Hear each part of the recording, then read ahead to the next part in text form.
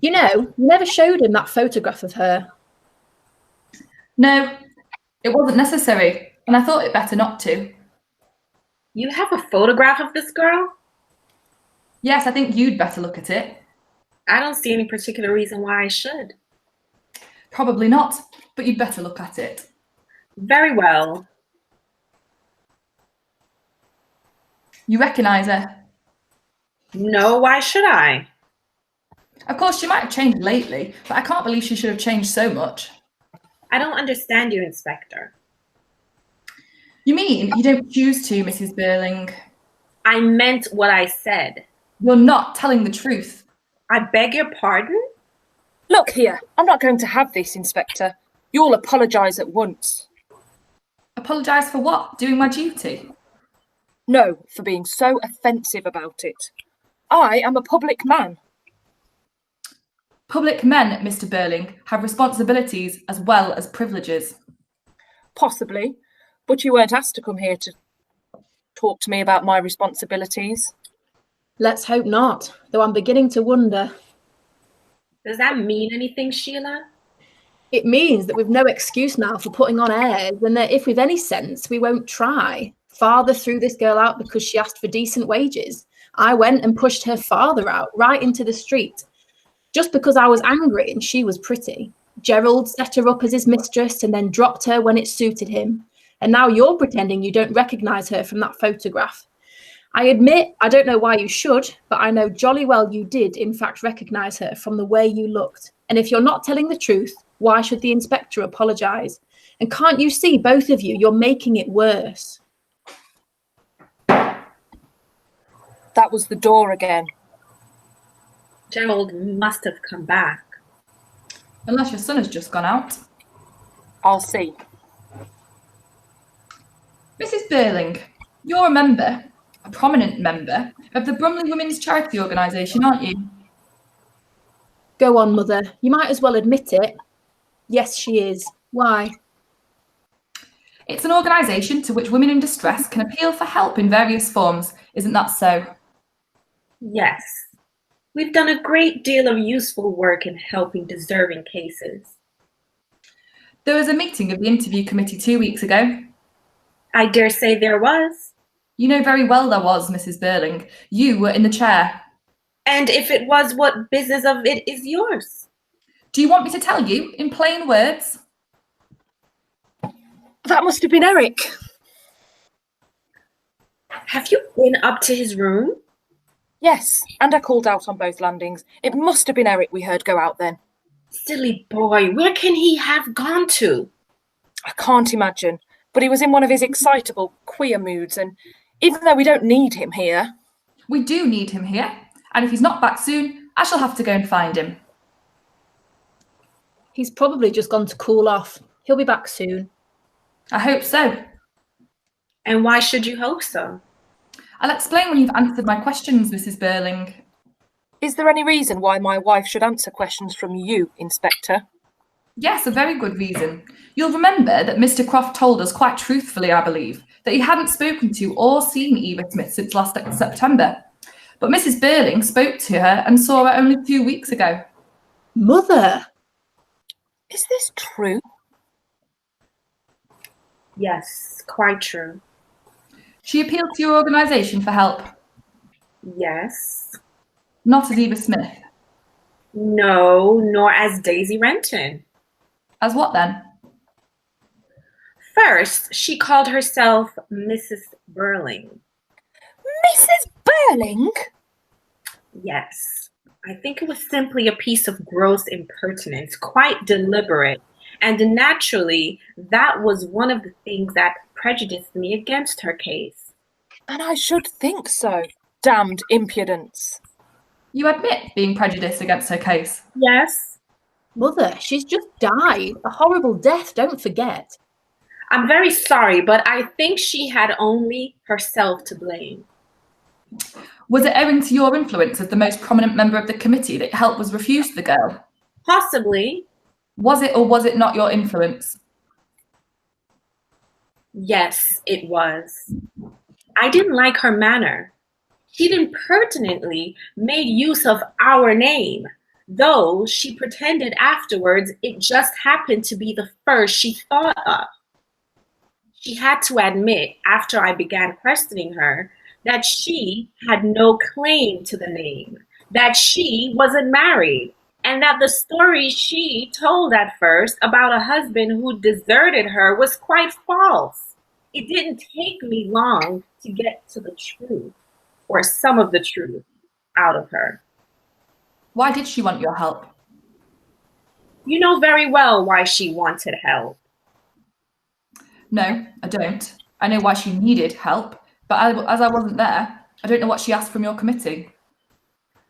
I don't think we need to discuss it.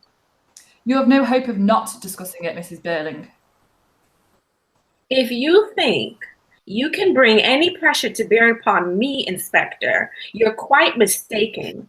Unlike the other three, I did nothing I'm ashamed of or that won't bear investigation. The girl asked for assistance. We were asked to look carefully into the claim made upon us. I wasn't satisfied with the girl's claim. She seemed to me to be not a good case, and so I used my influence to have it refused. And in spite of what's happened to the girl since, I consider I did my duty. So, if I prefer not to discuss it any further, you have no power to make me change my mind. Yes, I have. No, you haven't. Simply because I've done nothing wrong and you know it. I think you did something terribly wrong, and that you're going to spend the rest of your life regretting it. I wish you'd have been with me tonight in the infirmary. You'd have seen. No, please, not that again. I've imagined it enough already. Then the next time you imagine it, just remember that this girl was going to have a child. No. Oh, horrible, horrible. How could she have wanted to kill herself? Because she'd been turned out and turned down too many times. This was the end. Mother, you must have known. It was because she was going to have a child that she went to assistance from your mother's committee. Look here. This wasn't Gerald Croft. No, nothing to do with him. Thank goodness for that, though I don't know why I should care now. And you've nothing further to tell me, huh? I'll tell you what I told her. Go and look for the father of the child. It's his responsibility. That doesn't make it any the less yours. She came to you for help at a time when no woman could have needed it more. And you not only refused it yourself, but saw to it that others refused it too. She was here, alone, friendless, almost penniless, desperate. She needed not only money, but advice, sympathy, friendliness. You've had children. You must have known what she was feeling, and you slammed the door in her face. Mother, I think it was cruel and vile. I must say, Sybil, that when this comes out at the inquest, it isn't going to do us much good. The press might easily take it up. Oh, stop it, both of you. And please remember before you start accusing me of anything again that it wasn't I who had her turned out of her employment, which probably began it all. In the circumstances, I think I was justified. The girl had begun by telling us a pack of lies. Afterwards, when I got at the truth, I discovered that she knew who the father was. She was quite certain about that. And so I told her it was her business to make him responsible. If he refused to marry her, and in my opinion, he ought to be compelled to, then he must at least support her. And what did she reply to that? Oh, a lot of silly nonsense. What was it? Whatever it was, I know it made me finally lose all patience with her. She was giving herself ridiculous airs. She was claiming elaborate fine feelings and scruples that were simply absurd for a girl of her position. Her position now is that she lies with a burnt out inside on a slab. Don't stammer and yammer at me again, man. I'm losing my patience with all you people. What did she say? She said that the father was only a youngster, silly and wild and drinking too much. There couldn't be any question of marrying him. It would be wrong for them both. He had given her money, but she didn't want to take any more money from him. Why didn't she want to take any more money from him? Oh, a lot of nonsense. I didn't believe a word of it. I'm not asking if you believed it. I want to know what she said. Why didn't she want to take any more money from this boy? Oh, she had some fancy reason, as if a girl of that sort would ever refuse money.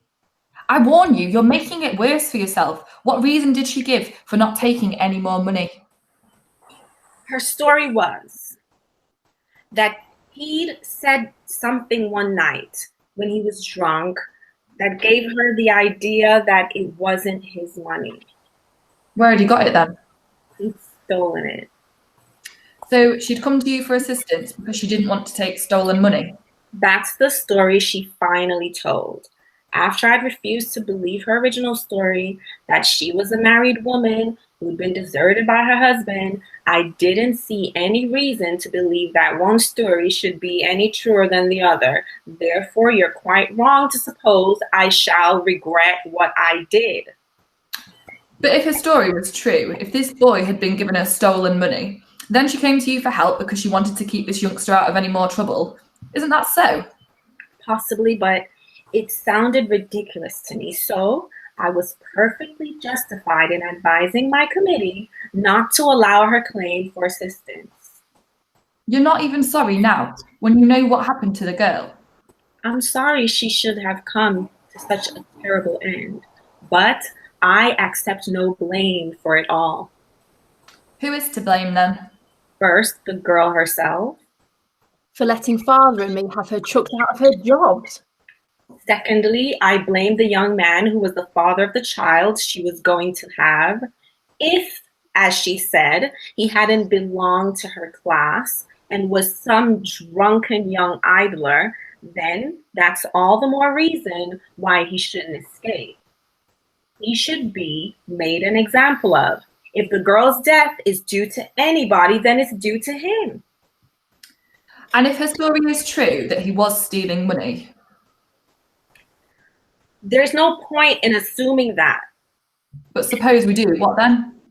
Then he'd be entirely responsible because the girl wouldn't have had come to that end and have been refused assistance if it hadn't been for him. So he's the chief culprit anyhow. Certainly. And he ought to be dealt with very severely.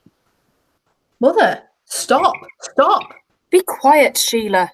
But don't you see? You're behaving like a hysterical child tonight.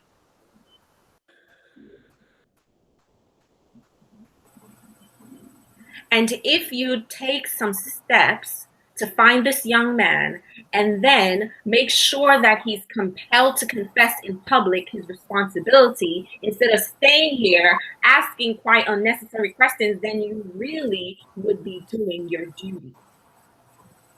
Don't worry, Mrs Birling. I shall do my duty. I'm glad to hear it. No hushing up, eh? Make an example of the young man, huh? Public confession of responsibility, yes? Certainly. I consider it your duty. And now, no doubt, you'd like to say goodnight? Not yet. I'm waiting. Waiting for what? To do my duty. Now, Mother, don't you see? But surely, I mean, it's ridiculous. Herself? For letting father and me have her chucked out of her jobs.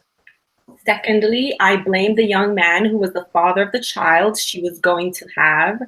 If, as she said, he hadn't belonged to her class and was some drunken young idler, then that's all the more reason why he shouldn't escape.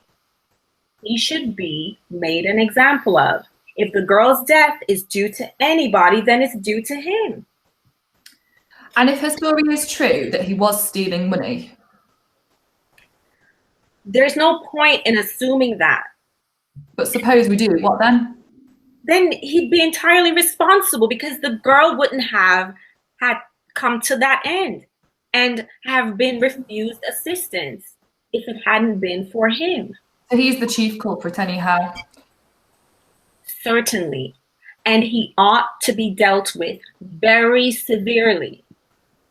Mother, stop, stop. Be quiet, Sheila. But don't you see? You're behaving like a hysterical child tonight.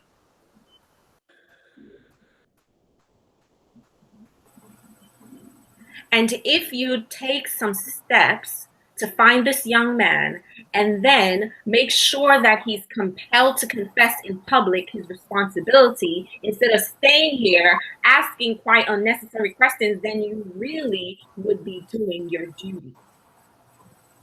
Don't worry, Mrs Birling. I shall do my duty. I'm glad to hear it. No hushing up, eh? Make an example of the young man, huh? Public confession of responsibility, yes? Certainly. I consider it your duty. And now, no doubt, you'd like to say goodnight? Not yet. I'm waiting. Waiting for what? To do my duty. Now, Mother, don't you see? But surely, I mean, it's ridiculous. She stops and exchanges a frightened... Ooh. Look, Inspector, you're not trying to tell us that my boy is mixed up in this?